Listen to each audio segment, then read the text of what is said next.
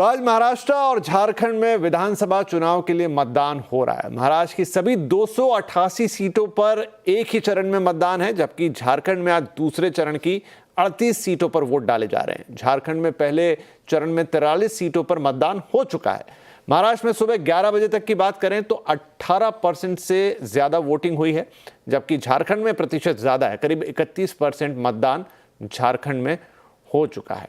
तो चलिए हम जायजा लेंगे, अलग अलग जगह से ग्राउंड रिपोर्ट्स लेंगे। सब जगह हमारे संवाददाता तैयार हैं और साथ में मेरे साथ स्टूडियो में मौजूद हैं सज्जन कुमार जी, जो कि राजनीतिक विश्लेषक हैं, सेफोलॉजिस्ट भी आप उन्हें कह लीजिए, गहरी रुचि रखते हैं, बड़े नंबर्स के साथ आते हैं और एक गहरी पकड़, और खुद महाराष्ट्र में मौजूद हैं, इस वक्त इन चुनाव पर नजर रख लें। तो सज्जन, आपसे तो मैं ढेर सारी बातें करूंगा, पहले एक बार हम ग्राउंड पे जायजा ले लेते हैं कि इस समय क्या हो रहा है। तो देखिए, बांद्रा, दादर और इनफैक्ट रांची से हमारे संवाददाता जुड़ गए हैं। पहले प्रीति के पास चले जाते हैं, बांद्रा में मौजूद है प्रीति। 18% वोटिंग की खबर है अब तक। बांद्रा आप जहां मौजूद हैं, ये सेलिब्रिटी से भरा हुआ इलाका है, बड़े बड़े नाम, सलमान खान, शाहरुख खान, ये सब वहीं से आते हैं। इन लोगों ने वोट डाल लिए हैं क्या? सबकी रुचि इसमें है, आज इन लोगों ने वोट डाले कि नहीं? देखिए, अगर सेलिब्रिटीज़ की बात करें तो बॉलीवुड के सेलिब्रिटीज़ भी अभी तक अपने घर से ज़्यादा बाहर इस बार नहीं निकले हैं। जिस तरीके से लोकसभा में देखने को मिला था कि लोग सब हर कोई बाहर निकला था और वोट डाला था, लेकिन अगर बात करें सेलिब्रिटीज़ की तो सेलिब्रिटीज़ में अभी तक जिन्होंने वोट डाला है उसमें है रवीना टंडन ने डाला है, जॉन अब्राहम ने डाला है, अक्षय कुमार तो सवेरे 7 बजे ही वोट डालने चले गए थे। इसके अलावा अगर बाकी इंडस्ट्रियलिस्ट की बात करें तो इंडस्ट्रियलिस्ट में से कई सारे लोगों ने जो वोट डाल चुके। लेकिन मुंबई की बात करें तो यहाँ मैं बांद्रा इलाके में हूँ, मुंबई की बांद्रा की रिजवी कॉलेज में हूँ, जहाँ पर कई सारे फिल्म सेलिब्रिटीज़ वोट डालने के लिए आते हैं। सवेरे 11 बजे तक जो वोटिंग देखने को मिला है मुंबई में, वो सिर्फ 18% वोटिंग ही हुआ है। यानी कि मुंबई के लोग जो है घर से अभी तक बाहर नहीं निकले हैं। झारखंड की तुलना में महाराष्ट्र में वोटिंग जो है काफ़ी कम हो रही है।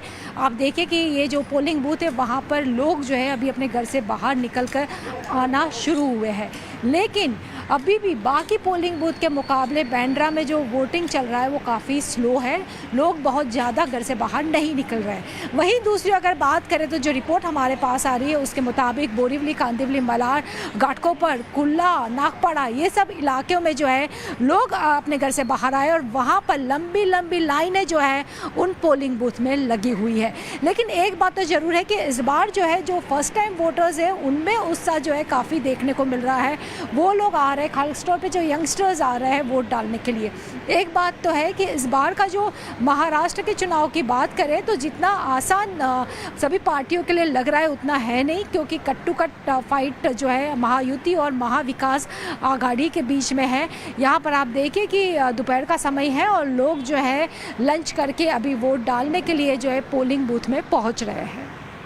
और अमूमन मुंबई में देखा गया कि जो प्रॉपर साउथ बॉम्बे है, हालांकि बांद्रा भी सबब्स का ही हिस्सा है, लेकिन आप थोड़ा डीप जाएं सबब्स में, आपने कांदिवली, बोरीवली के नाम लिए तो राइट, मैंने भी जब सुबह अपना वोट डाला है, आज तो करीब करीब 1 घंटा मुझे सुबह 7 बजे लग गया। काफ़ी लोग थे वहाँ पर, लेकिन सबब्स में हम देखते हैं वोटिंग तेज होती है, लेकिन उसके मुकाबले प्रॉपर साउथ बॉम्बे में कह लें या थोड़े से जो एलीट इलाके हैं सो कॉल्ड, वहाँ पर लोग स्लोली आते हैं। आपसे अपडेट लगातार लेते रहेंगे। लेकिन हाँ, बांद्रा की जो तस्वीर आपने दिखाई, खास टर्न अराउंड नहीं, कुछ सेलिब्रिटी जरूर निकले हैं, कुछ साथ में इंडस्ट्रियलिस्ट निकले। लेकिन अब चलते हैं दादर। तो जैसे महाराष्ट्र के लिए मुंबई है, मुंबई के लिए दादर है, दिल है कह सकते हैं उसका। हर तरह की यहाँ पर कॉम्बिनेशन मिलेंगी आपको लोगों की। प्रणाली वहाँ पर मौजूद है। प्रणाली, दादर से क्या खबर है, किस तरह की वोटिंग अभी तक देखने को मिली है?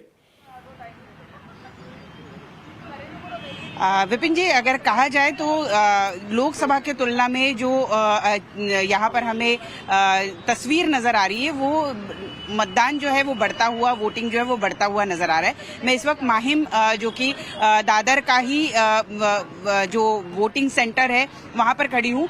यहाँ पर अगर आप देखें तो सुबह से ही काफी मात्रा में लोग जो है वो आते हुए नजर आ रहे हैं। यहाँ पर भीड़ उमड़ी हुई है लोगों की। और अगर मुंबई की बात करें तो मुंबई और खास करके सिटी की बात बात करें तो सबसे ज्यादा वोटिंग जो है वो माहिम इस जो विधानसभा क्षेत्र है यहाँ पर ज्यादा होता हुआ नजर आ रहा है। अब हम देख रहे हैं कि कुछ सीनियर सिटीजन, खास करके मैं बात बताऊं आपको कि आज सुबह से हम जो देख रहे हैं उसमें सीनियर सिटीजन की तादाद काफी ज्यादा है जो यहाँ पर वोट करने आ रहे हैं। लोग टैक्सियों से आ रहे हैं, लोग अपनी अपनी गाड़ियों से आ रहे हैं, लेकिन भारी मात्रा में लोग वोट करने नीचे उतरते हुए नजर आ रहे हैं। मुंबई में हाई राइज बिल्डिंगें होती है तो आमतौर पर यह कहा जाता है कि लोग वोटिंग करने बिल्डिंग से नीचे नहीं उतरते, लेकिन इस बार अगर हम देखें तो चुनाव आयोग ने खास तौर पर जो बहुत बड़ी बड़ी बिल्डिंगें हैं उनमें भी कुछ वोटिंग सेंटर्स जो है वो रखे हैं। मैं यहाँ पर मुंबई पब्लिक स्कूल में हूँ, जहाँ पर आप देख सकते हैं कि एक सीनियर सिटीजन यहाँ पर हमें आती हुई नजर आ रही है कि जिन्होंने वोट किया हुआ। आइए उनसे बात करने की कोशिश करते हैं।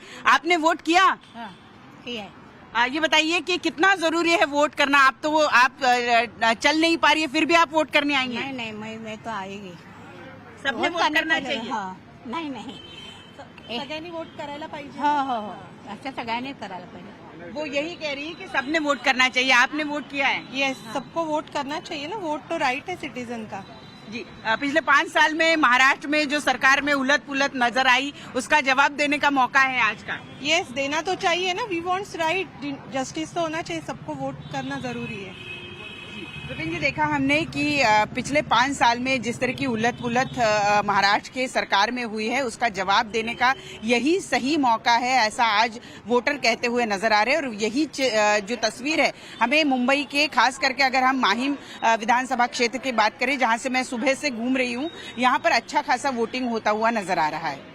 जी प्रणाली, शुक्रिया, आप नज़र रखिए, लगातार आपके पास हम आएंगे। और माहिम में तो आप बता रही बहुत अच्छी वोटिंग हुई, तो हम झारखंड जाएं उससे पहले सज्जन मैं आपसे पूछना चाहूँगा, देखिए जो नंबर आ रहा है वो 18% के आसपास का आ रहा है, जो कि मुझे लगता है दिन के 1 बज चुका है और 18% एक कम वोटिंग अभी के लिए तो कहूँगा।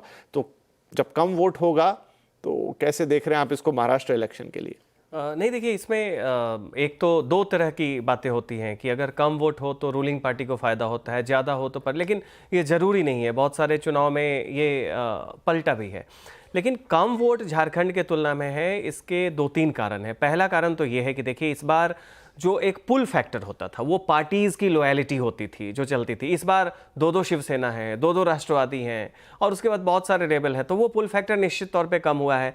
कैंडिडेट जो हम लोगों ने 1-1.5 महीने में देखा महाराष्ट्र में अलग अलग जगह पे, वो चुनाव जो है कैंडिडेट फैक्टर पे चला गया है, पार्टी कम हो गई। तो ये दारोमदार है कि कैंडिडेट कितना खींच पाता है। तीसरी बात एक और भी देखिए, और केवल महाराष्ट्र चुनाव की नहीं है, आप हमेशा देखेंगे कि अर्बन मेट्रोपॉलिटन एरिया में गांव और जो बाकी टियर 3 टाउन्स हैं उनकी तुलना में कम वोटिंग होता है। महाराष्ट्र ज़्यादा यहाँ पे अर्बन सेंटर्स हैं। और सबसे इम्पॉर्टेंट बात यह होती है कि इस बार कोई इमोशनल इशू नहीं है। देखिए महाराष्ट्र का चुनाव इतना हाइपर लोकलाइज्ड है कि एक इमोशनल इशू चाहिए होता है। लोकसभा में थी, चाहे बीजेपी के पक्ष से हो या विरोधी पक्ष से हो, तो ये म्यूनिसिपैलिटी के इलेक्शन जैसा तो हो गया है, लेकिन म्यूनिसिपैलिटी वाली वो पुल फैक्टर जो होती है कि खींच के लाना, वो नहीं है। तो हमें लगता है कि कुल मिला के शायद दोपहर के बाद पार्टी वाले अपने अपने लोगों को खींचे दिलवाएं। लेकिन झारखंड में और महाराष्ट्र में एक सबसे बड़ी बात देखिए कि महाराष्ट्र में भी पालघर में जाके देखें, आप नंदुरबार में जाके देखें, कोल्हापुर की साइड जाके देखें, वहां वोटिंग परसेंटेज जो एवरेज आ रहा है 18 उससे ज्यादा है। लेकिन वही आप नागपुर में, पुणे में और मुंबई में देखें तो वो कम है। तो इनफैक्ट प्रणाली जो थी अभी हमारे साथ मौजूद, वो दादर इलाके से थी और उसमें वो माहिम में थी। अब माहिम अगर आप उसकी ज्योग्राफी देखें या उसकी जो पॉपुलेशन देखें, उसमें एक बड़ा कंसंट्रेशन अल्पसंख्यक आबादी का भी है। और उन्होंने कहा कि सुबह से काफ़ी ज़्यादा भीड़ है जबकि दूसरे सेंटर्स में नहीं है। ये क्या संकेत देता है? नहीं, देखिए निश्चित तौर पे इसमें कुछ ये जो कम्युनिटी सेंट्रिक वोटिंग कैंडिडेट्स को पढ़ रहे हैं, तो उसमें आप देखिए कि जो पिछली बार MIM ने जो कुछ वोट कट किए थे, इस बार काफ़ी कम होगा। वो कंसोलिडेशन अल्पसंख्यक जो हैं उनका महाविकास आघाड़ी की तरफ जाएगा। लेकिन ये एक कंसोलिडेशन एक्सपेक्टेड है, ये कुछ नया नहीं है। आमतौर पे उनका वोटिंग परसेंटेज थोड़ा हाई होता है, ये आमतौर पे लोग कहते भी हैं।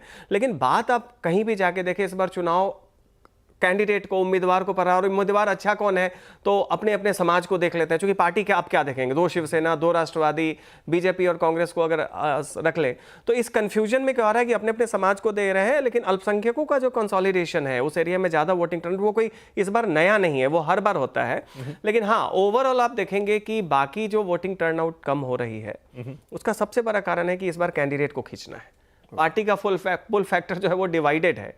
हाँ, तो ऐसे तरीके में कार्यकर्ता डिवाइडेड है, सब कुछ डिवाइडेड है, तो इसमें कम वोटिंग परसेंटेज में भी जो भी अपने कोर वोटर को टर्नआउट ज्यादा करवा ले जाएगा वो काफी उसको लाभ होगा। और ऐसे एक फैक्टर जो हमें दिखा, शायद उस पर बाद में करेंगे, कि हमने देखा है क्रॉस महाराष्ट्र लाडली बहन योजना जो है, लाडकी बहन योजना यहाँ पे कह रहे हैं, उसका हमें रेजोनेंस पॉजिटिव ग्राउंड पे दिखा। और मुझे लगता है कि कम वोटिंग परसेंटेज में अगर महिलाओं की भागीदारी फिर भी बराबरी से होती है, थोड़ा ज़्यादा होती है, तो मुझे लगा कि उसका भी एक रिफ्लेक्शन दिख सकता है। ठीक है, चलिए महाराष्ट्र पे हम और बातचीत करते हैं, लेकिन एक बार रुक कर लेते हैं हम जरा झारखंड का, जहां संजय सिन्हा साहब हमारे साथ मौजूद हैं और रांची से हैं। संजय भाई, आपने मुंबई की बातें तो सुनी होंगी, यहाँ पर अभी थोड़ा मतदान धीमे है और परसेंटेज टर्म्स में आपका राज्य आगे चल रहा है।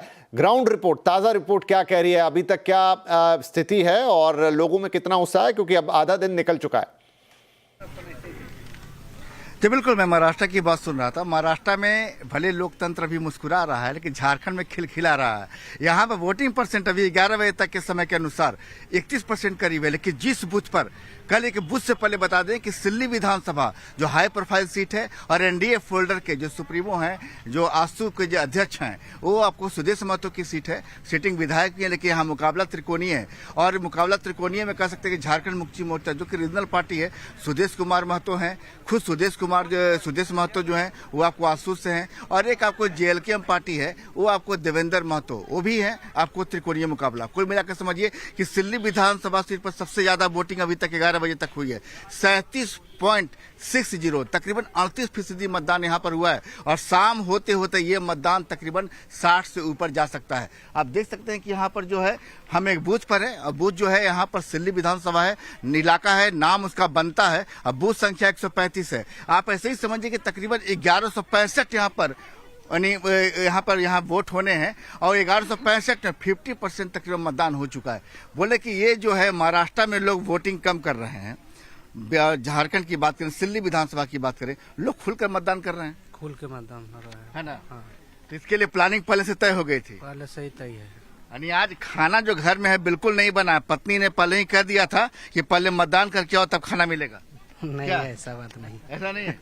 ना ना, लेकिन महिलाओं ने तो कहा है कि भाई पहले तो वोटिंग करके आओ तभी खाना मिलेगा। हाँ, ठीक है, हाँ? हाँ। कहा है ना ऐसा? क्या तब ये तो हर घर की बात है, क्या ऐसा है? जी, खाना तो नहीं बना है मेरा घर में, नहीं बना है, सब मतदान करने चले आए हैं। देख रहे हैं कि खाना घर में नहीं बना है। देखिए महिलाओं की कतार सुबह से ही लंबी है, और यहाँ पर देख सकते हैं कि महिलाओं से ही बात करेंगे, बताएंगे कि सिल्ली विधानसभा में, चूंकि हम बता दें कि आज झारखंड में दूसरे चरण के कुल 38 विधानसभा सीटों पर मतदान हो रहा है। और ऐसे में 38 विधानसभा सीटों में हाई प्रोफाइल सीट है। बरहेज की सीट संथाल की बात करें तो सीएम हेमंत सोरेन वहां से हैं। धनवार की सीट की बात करें तो बाबूलाल मरांडी वहां चुनावी मैदान में है। और यहाँ से सिल्ली में जो है वो एनडीए फोल्डर का आसू जो है वो सुदेश कुमार महतो चुनावी मैदान में है। हम महिलाओं से बात करते हैं, आज घर में क्या खाना बना है? क्या आज हाँ बनाए, बना? तो बना कर आई हैं कि यहाँ का जाकर बनाएंगे? बना के आए हैं। हाँ, तो सबको खिला दिया घर में खाना? नहीं खिलाए नहीं, एक्चुअली बना के आए हैं, जाके खिलाएंगे। समझ जाइए कि खाना कोई नहीं खाया है। नहीं खाए हैं। पतिदेव को क्या कहा कि आज पहले मतदान करना है? हाँ, पहले मतदान करना, उसके बाद खाना है। देख लीजिए, एकदम अल्टीमेटम था। यही कारण है कि झारखंड में वोटिंग ज्यादा हुई है, क्योंकि आज रसोई में ताला बंद है। पहले मतदान में जाइए, ईवीएम में अपना वोट दीजिए, तब भोजन मिलेगा घर में। क्या बढ़िया, बहुत बढ़िया संजय कि लोगों के अंदर ये स्पिरिट है। और आपने सबसे, महिलाओं से भी बात करी, पुरुषों से भी बात करी, खाना दोनों के उसमें थोड़ा पीछे है। पहले मतदान, फिर भोजन, फिर अन्नदान, जो भी कह लीजिए। लेकिन बड़ा अच्छा लगा झारखंड में देख के कि लोगों में बड़ा उत्साह है और अपने मताधिकार का प्रयोग कर रहे हैं। आपके पास आते रहेंगे, बड़ी इंटरेस्टिंग रही है सारे मतदाताओं से बातचीत। लेकिन थोड़ा विश्लेषण यहाँ सज्जन के साथ कर लेते हैं। सज्जन, महाराष्ट्र में तो खिचड़ी जो पकी है हम सब जानते हैं, झारखंड में क्या स्थिति, क्या वहाँ काफ़ी हद तक क्लियर है कि क्या होने जा रहा है? नहीं, देखिए, महाराष्ट्र और झारखंड में एक फ़र्क ये है कि झारखंड में अभी भी पॉलिटिकल पार्टीज़ की जो अपनी सोशल बेस हैं वो अभी भी इंटैक्ट हैं। अब वो थोड़े बहुत तो फ्लोटिंग वोटर आते जाते हैं, तो एक बड़ा फैक्टर है। दूसरा देखिए कि पिछली बार क्या हुआ था कि जब 2019 में चुनाव हुआ झारखंड का, उस समय में बीजेपी के जो रघुवर दास थे, उनके प्रेजेंस के कारण क्या हुआ कि एक तो ट्राइबल थोड़े एलियनेट हो गए थे। कारण ये था कि भले ही 30% से कम ट्राइबल हैं वहाँ, लेकिन एक परंपरा रही थी कि जब से स्टेट बना, अब एक ट्राइबल सीएम बनाए, तो पहली बार एक नॉन ट्राइबल को सीएम बनाया गया, चूंकि ओबीसी की भी अच्छी आबादी है। और दूसरा क्या हुआ कि रघुवर दास जी की जो वहाँ पे एक समाज केंद्रित राजनीति थी, तो उसमें जो अपर कास्ट मिडिल क्लास जो बीजेपी का बेस था, उनमें भी नाराजगी हुई। यहाँ तक कि बहुत सीनियर लीडर थे सरयू राय, वो बीजेपी से अलग होके चुनाव लड़े और जीते भी और सीएम चुनाव हार गए। इस बार क्या हुआ है कि बीजेपी ने कुछ कोर्स करेक्शन किया है। जब हेमंत सोरेन जेल गए थे तो एक ये बात आई थी कि सिंपैथी है वहाँ पे, ट्राइबल कंसोलिडेट हो जाएंगे और लोकसभा के बाद शायद उसका असर दिखेगा। लेकिन फिलहाल जो पिछले 1-2 महीने में आप देखें, जो ग्राउंड रिपोर्ट्स आई, उसमें जो हेमंत सोरेन की सिंपैथी फैक्टर जो थी वो ज़्यादातर संथाल परगना रीजन में, क्योंकि बाकी जो मुंडा हैं, उरांव हैं, हो हैं, खड़िया हैं और भी जो तमाम हैं, उसमें इनके बाबूलाल मरांडी से लेके और तमाम जो ट्राइबल लीडर्स हैं वो भी काम कर रहे हैं। तो पहला तो यह है कि ट्राइबल कंसोलिडेशन हेमंत सोरेन के पक्ष में, जेएम के पक्ष में जैसा सोचा जा रहा था उस तरीके का नहीं है। दूसरी बात क्या होगी कि जो middle class upper caste voter जो था, जो नाराज था, उसकी भी एक अच्छी खासी वापसी दिख रही है। तीसरा बात देखिए, जैसे यहाँ पे लाडकी बहन योजना का महिला केंद्रित एक पुल फैक्टर है। अब कितना परसेंटेज हो वो तो नतीजों से पता चलेगा, लेकिन हाँ, थोड़ा हो ज़्यादा हो वो मिलेगा। उस स्कीम का फायदा जिस भी सरकार ने किया है वो झारखंड में भी इस तरह का माना जा रहा है। तो ऐसी कुल स्थिति में ये लग रही है कि जो बीजेपी और कांग्रेस में ये माना जा रहा था कि बहुत क्लोज होगा, मुझे लग रहा है कि अभी की स्थिति में हाई जो परसेंटेज हो रहा है, इसमें कहीं ना कहीं जो बीजेपी और उसका जो संगठन है वो ज़्यादा प्रभावी और ज़्यादा सक्रिय है, क्योंकि जेएमएम का जो नेटवर्क और जो संथाल केंद्रित जो पूरा तंत्र है वो संथाल परगना वाले क्षेत्र में सीमित है, और कांग्रेस इस मामले में थोड़ी सी पीछे नजर आ रही है। एज आप कहेंगे कि बीजेपी, मुझे लग रहा है कि शायद अंत में मैनेज कर ले जाए, शायद के साथ मैं कह रहा हूँ। ठीक है, चलिए, इंटरेस्टिंग रहता है ये, क्योंकि किस तरीके से अब देखिए इलेक्शन के पैटर्न भी बहुत ज़्यादा चेंज हो चुके हैं। हमारे यहाँ पर लोगों का, मतदाताओं का मन इतना आसान नहीं रह गया पढ़ना। आप देखते हैं कि कई बार एग्जिट पोल्स भी हैं वो गड़बड़ा जाते हैं। आज शाम को भी एग्जिट पोल होगा जिस पे हम आपको लेकर चलेंगे। लेकिन फिलहाल नितिन गडकरी साहब, बड़े नेता, बीजेपी के केंद्रीय मंत्री भी नागपुर से भी आते हैं, अपना वोट डाल चुके हैं चुनाव में भी। क्या कह रहे हैं आपको भी सुनवा देते हैं। पिछले 24 घंटे हमने काफ़ी कंट्रोवर्सी देखी, चाहे वो विनोद तावड़े के बारे में विपक्ष का आरोप हो या विपक्ष का के खिलाफ आरोप हो। आपको लगता है ऐसे आरोपों का कुछ संज्ञान लेगी जनता? देखिए, मैं आपको एक बात बताता हूँ, ये चुनाव के समय ऐसी वैसी बातें एक दूसरे को गुमराह करने के लिए कभी मीडिया का उपयोग करके आती रहती है। चुनाव का जो मुख्य मुद्दा है उसी पर जनता ध्यान देकर महाराष्ट्र के भविष्य को और भवितव्यों को बदलने के लिए निश्चित रूप से महायुति को चुनकर दे, और इससे महाराष्ट्र देश का अव्वल नंबर का पहला राज्य होगा। आप हमेशा विकास की बात करते हैं, आप हमेशा डेवलपमेंट की बात करते हैं। अगर डेवलपमेंट इतना स्ट्रॉन्ग एजेंडा है तो क्यों भाजपा के नेता एक है तो सेफ है की बात करते हैं? क्यों भाजपा के नेता ये कहते हैं कि जो वोट जिहाद के खिलाफ हमें धर्म युद्ध करना पड़ेगा? पहली बात तो भाजपा के नेता कोई गलत नहीं बोलते हैं, उसका इंटरप्रिटेशन कुछ लोग गलत करते हैं। मैंने पहले ही कहा था कि हम जात, पंथ, धर्म, भाषा, सेक्स, इसके ऊपर उठकर किसी को डिस्क्रिमिनेट ना करते हुए हम सब एक हो, यूनाइटेड हो, एक संघ हो और भारतीय हो। और भारतीयत्व का अर्थ यही होता है कि हिंदू, मुसलमान, जैन, क्रिश्चियन, सिख, सब उनकी उपासना पद्धति अलग है, पर हम सब भारतीय हैं। और आप कहीं भी यहाँ का मुसलमान जब विदेशों में जाता है तो उसको हिंदी मुसलमान कहते हैं। तो मेरा कहना यही है कि हम जात, पंथ, धर्म, भाषा और सेक्स के आधार पर ना बटें, हम एक हो। महाराष्ट्र में कुछ लोग जात के आधार पर समाज को बांटने की कोशिश कर रहे हैं, उसके लिए ये बात कही गई थी कि हमने बांटना नहीं चाहिए, हमने एक होना चाहिए। तो चलिए, ये सारी खबरें चुनाव से जुड़ी आती रहेंगी। हम छोटा सा ब्रेक ले लेते हैं, लेकिन ब्रेक पे जाते जाते आपसे वही अपील एक बार फिर से करेंगे कि अगर आपने अभी तक अपना वोट नहीं डाला है तो सारे काम छोड़िए, पहले वोट डालिए।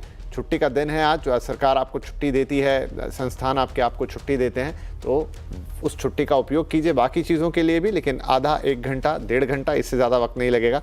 अपना वक्त निकालिए और अपना वोट ज़रूर डालिए, ये बड़ा इंपॉर्टेंट। एक छोटा ब्रेक लेंगे यहाँ पर, और ब्रेक के बाद चुनाव से जुड़ी कुछ और रोचक खबरें।